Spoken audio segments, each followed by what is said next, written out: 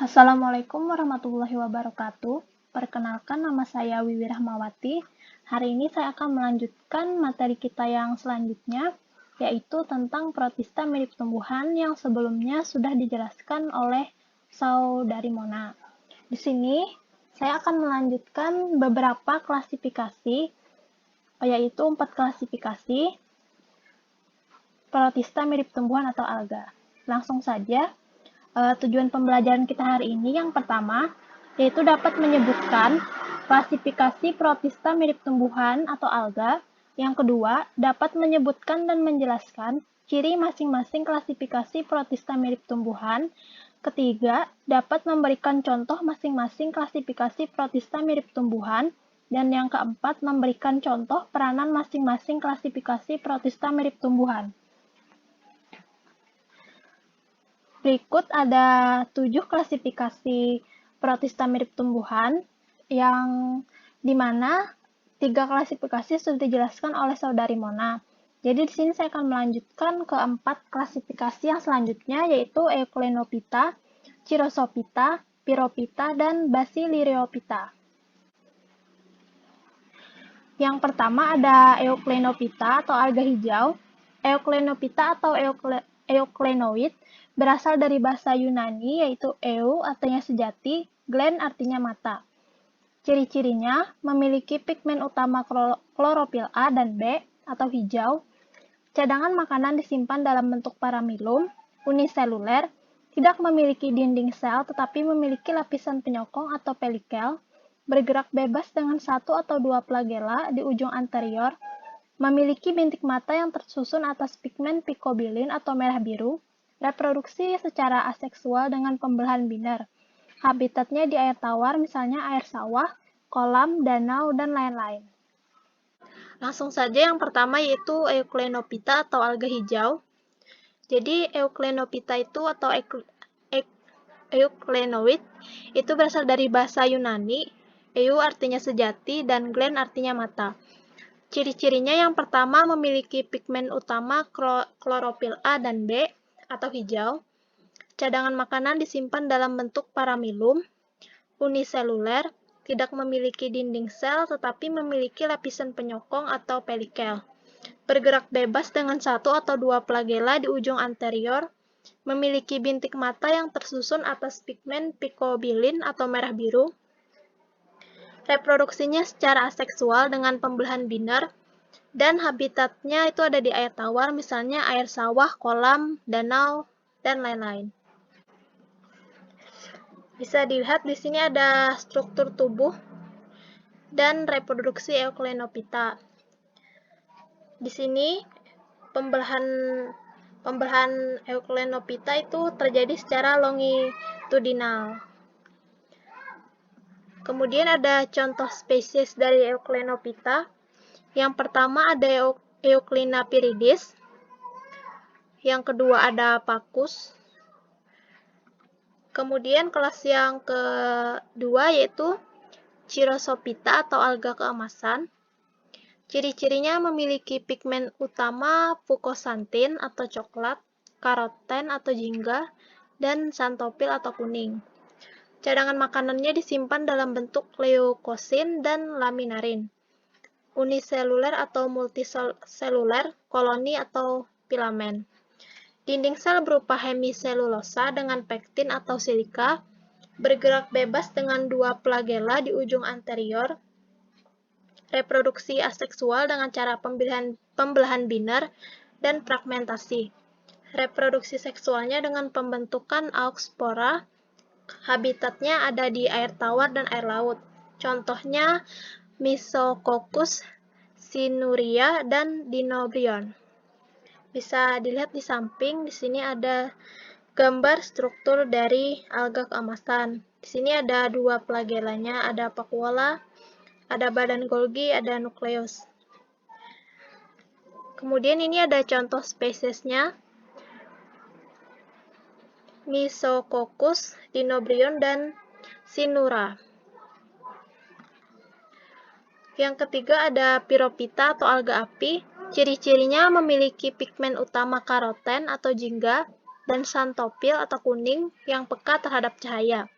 Cadangan makanan disimpan dalam bentuk amilum atau pati, kemudian uniseluler, dinding selnya berupa selulosa, tubuhnya mengandung fosfor yang bersifat fluorescens yang dapat memedarkan cahaya hijau-biru di malam hari.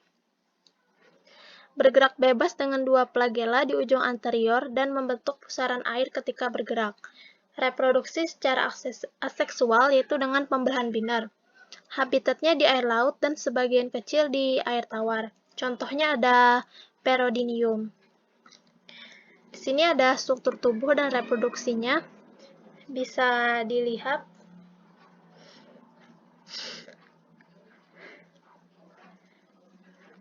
Kemudian ada contoh spesiesnya. Di sini ada 3. Yang pertama ada Perodinium, kemudian ada Gymnodinium brevis, sama Karenia brevis. Kemudian yang keempat itu ada Basiliriophyta atau diatom. Ciri-cirinya memiliki pigmen utama karoten, jingga, dan xanthopil atau kuning. Cadangan makanannya disimpan dalam bentuk leukosin, uniseluler atau multiseluler koloni, dinding sel berupa selulosa, dan di antara hipoteka dan epiteka terdapat celah yang mengandung silika atau kersik.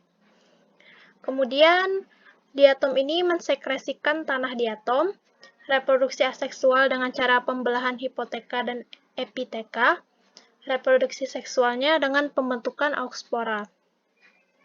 Bentuk-bentuk diatom ini terbagi menjadi 2, yaitu penalean, yaitu tubuh simetris bilateral.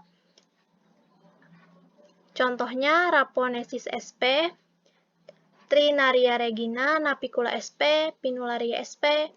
Yang kedua ada bentuk tubuh simetris radial atau centralean. Contohnya Triceratium pentacrinus sama Araconooidiscus ahrenbergii. Habitatnya itu ada di permukaan tanah basah, misalnya sawah, got, atau parit. Berikut ada gambar dari struktur tubuh dengan reproduksinya. Bisa dilihat.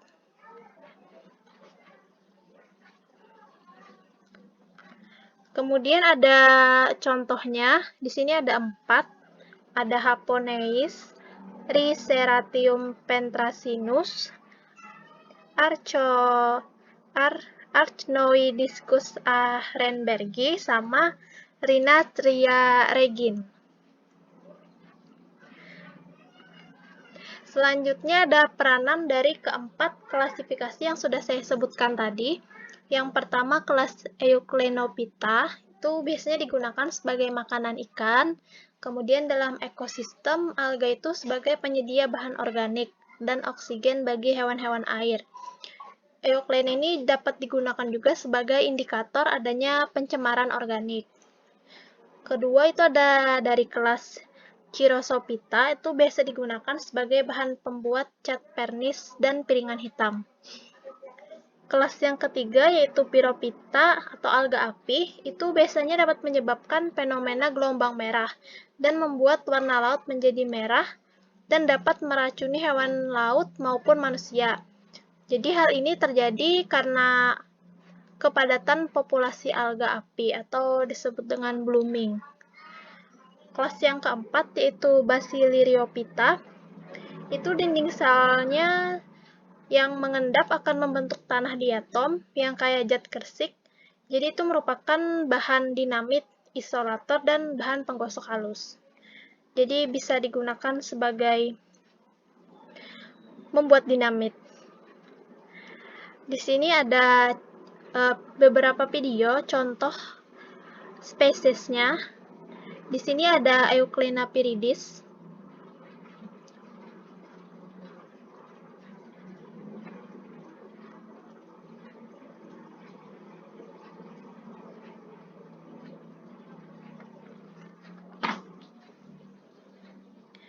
Kemudian di sebelahnya ini adalah proses pembelahan binar dari Euclena viridis. Jadi pembelahannya terjadi secara longitudinal. Kemudian di sini ada pakus. Ini masih termasuk contoh spesies Euclenophyta. Bentuknya agak bulat daripada Euclena-viridis. Kemudian ini ada Chirosophyta atau alga keemasan. Bisa dilihat di sini dia hidup berkoloni dan warnanya kuning keemasan. Bisa dilihat lebih dekat. Nah, ini contohnya.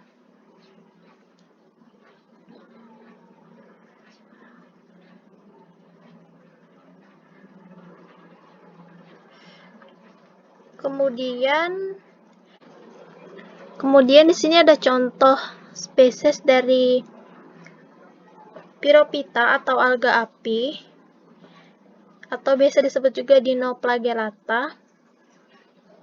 Bisa dilihat di sini ada flagellanya.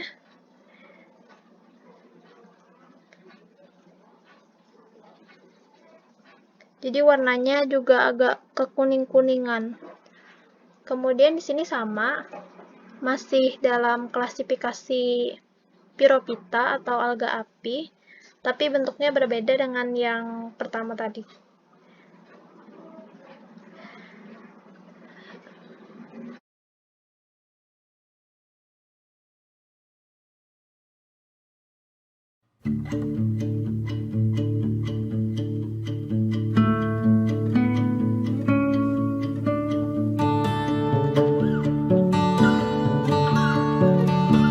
Danau Westgate Park di Australia Tengah menjadi perbincangan.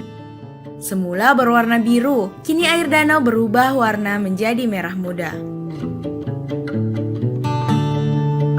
Mengapa bisa air danau Westgate Park berubah warna? Saat cuaca panas, danau air asin ini akan berubah warna menjadi pink karena reaksi alga. Perubahan terjadi karena banyaknya kandungan garam. Danau Westgate Park memang sengaja dibuat oleh manusia untuk menggantikan salt marsh asli yang ada di sana. Air danau juga mengandung mineral yang tinggi. Melansir The Sun, saat musim panas tingkat garam di danau akan menjadi lebih tinggi. Pancaran sinar matahari juga membuat alga yang tumbuh di danau menghasilkan pigmen merah. Pigmen merah yang disebut beta-karoten diproduksi sebagai bagian dari proses fotosintesis alga. Ketika bercampur dengan air, danau akan berubah warna menjadi pink. Para ahli memperkirakan warna danau akan tetap berwarna pink sampai belahan bumi bagian selatan mengalami musim gugur. Warna danau akan kembali normal ketika curah hujan tinggi. Kesempatan ini banyak dimanfaatkan pengunjung untuk berfoto mengabadikan momen. Namun, pengelola taman di negara bagian Victoria telah memperingatkan orang-orang yang ingin mengambil foto agar menjauh dari tepi danau dan tidak bersentuhan dengan air karena berbahaya.